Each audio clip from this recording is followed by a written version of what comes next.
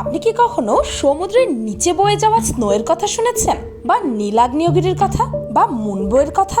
Rainbow তো আমরা সবাই দেখেছি, কিন্তু মুনবো আবার কি? নিশ্চয়ই এটাই মাথায় ঘুরছে। আমাদের পৃথিবী এমন অনেক রহস্যময় প্রাকৃতিক সৌন্দর্যে ভরপুর, যা দেখলে আপনি অবাক দৃষ্টিতে মুগ্ধ হয়ে তাকিয়ে থাকতে বাধ্য হবেন।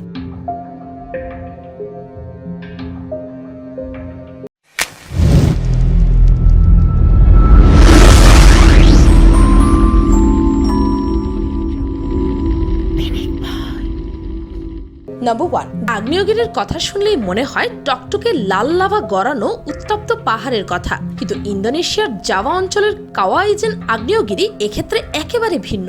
দূর থেকে দেখলে মনে হয় নীল আলোর ধারা গড়িয়ে পড়ছে পাহাড়ের গা বেয়ে।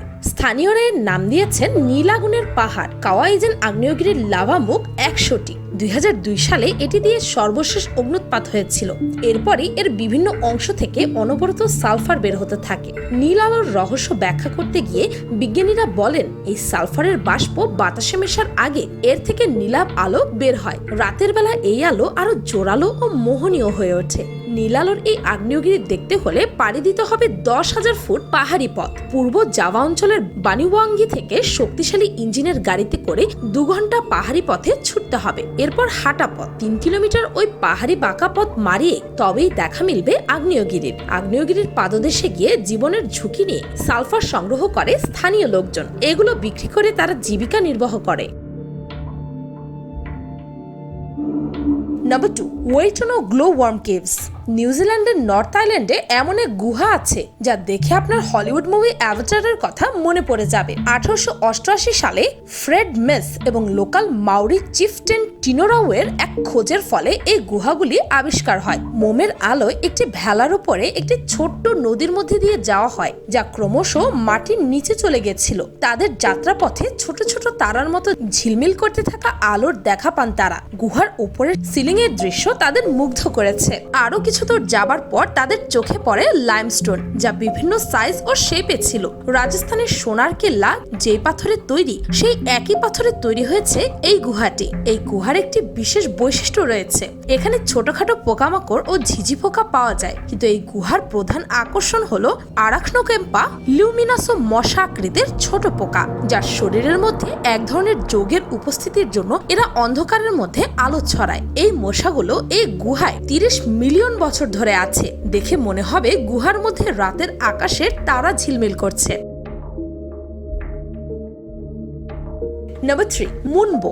রেইনবোর সম্পর্কে তো আমরা সবাই শুনেছি, কিন্তু আপনি কি কখনো মুনবোর কথা শুনেছেন? এই মুনবো সূর্যের আলো থেকে না, বরং চাঁদের আলো থেকে তৈরি। জিম্বাবুয়ে আর জাম্বিয়ার মাঝামাঝি অবস্থিত ভিক্টোরিয়া ফলসে এমন মুনবো দেখা যায়। এছাড়াও নায়াগ্রা ফলস, ঘোসামাইট ন্যাচারাল পার্কেও এমন মুনবোর দেখা মেলে, যা সকল পর্যটক ও ফটোগ্রাফারদের আকর্ষণের কেন্দ্রবিন্দু। এর পেছনের বৈজ্ঞানিক লজিক হচ্ছে, চাঁদের আলো কম হবার কারণে এটি সোলার রেইনবো থেকে কম ব্রাইট হয়।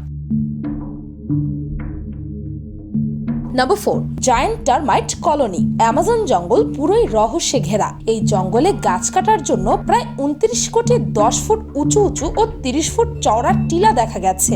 2,30,000 স্কোয়ার কিলোমিটার এলাকা জুড়ে বিস্তৃত এই টিলাগুলো মহাকাশ থেকেও দেখা যায়। এই এরিয়াটি এতটাই বড় যে এখানে ইংল্যান্ড, স্কটল্যান্ড ও ওয়েলসকে একসাথে বসানো যাবে। এই টিলাগুলো বিজ্ঞানীদের কাছে এতদিন এক রহস্যের নাম ছিল, কিন্তু পরে জানা যায় যে এগুলো সিন্টারমিস নামে এক ধরনের পোকা তৈরি করেছে, যারা মাত্র 1/2 ইঞ্চি লম্বা হয়। এই টিলাগুলো তারা তৈরি করেছে জঙ্গলের টানেল খোঁড়ার জন্য বের করা মাটি দিয়ে, আর এই টিলাগুলো গিজার 4000 পিরামিডের সমান। অপরদিকে ইনস্ট্যান্ট এক্সপার্ট স্টিভেন মার্টিনের মতে এটি বানাতে তাদের প্রায় 4000 বছর লেগেছে, যা কোনো পোকামাকড় দ্বারা তৈরি পৃথিবীর সবচেয়ে বড় কনস্ট্রাকশন, যার ভেতরে আছে সুড়ঙ্গের নিপুণ শিল্প।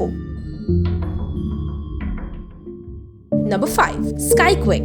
18 ডিসেম্বর 2012 সালে যোধপুরে এমন এক ঘটনা ঘটে, যার ফলে সেখানকার সবাই অনেক বেশি ভয় পেয়ে গিয়েছিল। 12:25 সেখানকার মানুষ অনেক জোরে বোম ফাটার শব্দ শুনতে পান। এই শব্দটা এতই জোরে ছিল যে যদি আর কিছুক্ষণ এই আওয়াজ বহাল থাকতো, তাহলে সেখানকার সব কাঁচ ভেঙে যেত। পুরো দুনিয়ায় এমন বহু আওয়াজ বিভিন্ন সময় শোনা গেছে।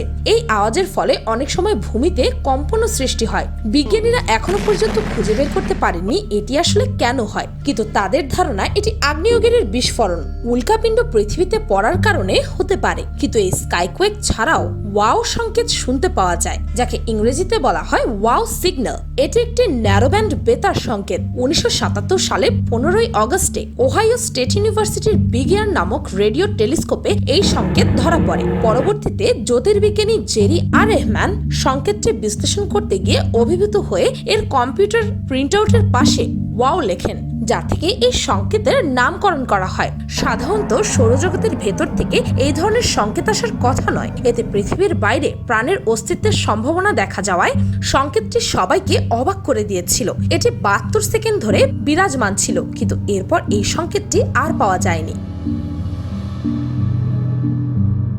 Number 6, crystal cave. আমাদের চারপাশে রয়েছে প্রাকৃতিক অসংখ্য সৌন্দর্য, পাহাড়, নদী, সাগর, গুহা ইত্যাদির অনেক অজানা সৌন্দর্য আমাদের চোখের আড়ালে রয়েছে। এমন কিছু গুহা রয়েছে যা গোপনে থেকেও আমাদের মাঝে সৌন্দর্য বিলি করছে। এমনই এক গুহার অবস্থান বারমুদায়। বিশ্বের অন্যতম প্রাচীন গুহাগুলোর মধ্যে অন্যতম এটি। প্রায় 500 মিটার লম্বা ও 65 মিটার গভীর, কিন্তু নৌকায় বসে এর তলদেশ স্পষ্ট দেখতে পাওয়া যায়। কাচের মতো স্বচ্ছ জলের জন্যই এই গুহার নাম ক্রিস্টাল কেভ রাখা হয়েছে। গুহার ছাদ থেকে বটের ঝুড়ির মতো অসংখ্য স্ট্যালামাইটের ঝুড়ি নেমে এসেছে। কথিত আছে, যদি ছাদ ছুঁয়ে 1 ফোঁটা জল কারো গায়ে পড়ে তবে তিনি অসম্ভব ভাগ্যবান। গুহাতে এমন ভাবে বরফ জমে থাকে যা দেখে মনে হয় প্রকৃতি বড় বড় দরজা খুলে আপনাকে স্বাগত জানাচ্ছে। নাম্বার 7, হেলস্টর্ম।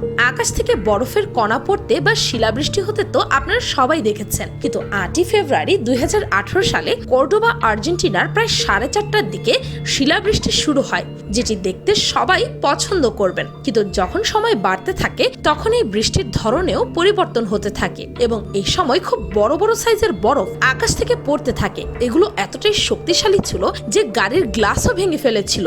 ভাবুন তো, সেই সময় যদি কারো মাথার উপর এই বরফের খণ্ড পড়তো তাহলে সে কি আর বেঁচে থাকতে পারতো? এটি শুধু অস্ট্রেলিয়াই নয়, বরং এমনও অনেক জায়গায় হয়েছে যেখানে কখনো কল্পনাও করা যায় না। 24 ফেব্রুয়ারি 2018 সালে সৌদি আরবের মদিনায় এমন শিলাবৃষ্টি হতে দেখা যায়, যার কারণে সেখানেও অনেক ক্ষয়ক্ষতি হয়েছিল।